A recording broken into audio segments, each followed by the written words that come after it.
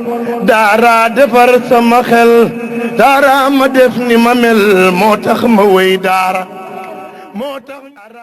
asalaamaaleykum wa rahmatullahi wa barakaatuhu mbokki jullit yi jamiyatu xiriji mahadu naylul maram di tahfisil quraanil karim wa tarbiyatul islamiyya muy mbooloo mi nga xam ñu génne daara ji ñu tudde naylul maram mbokki ñoo leen di yëgal di leen fàttali seen ndaje mi ñu baaxoo amal buñ màggal ba ca gannaaw suba ga ren nag insha rabbi am nag soppet ndax 10 heures ci suba lañ bëgg a tàmbali programme bi buñ julee tisbaar pare ñaan leen tey yeewee ko beneen yoon ak jàmm mbokk yi jamiyatu xiriji mahadu naylul maram di woo képp koo xam ne mas nga jaar ci daara ji ñu tudde naylul maram ñi da Serigne Cheikhouna Ndiaye Rachid mbokk yi ñi ngi woo ñëpp bàyyiwuñ kenn di soññe tamit ci cotisation yi ñoom kaa yónnee bala ñu ak naje ma insha Allah bi jéem a teel a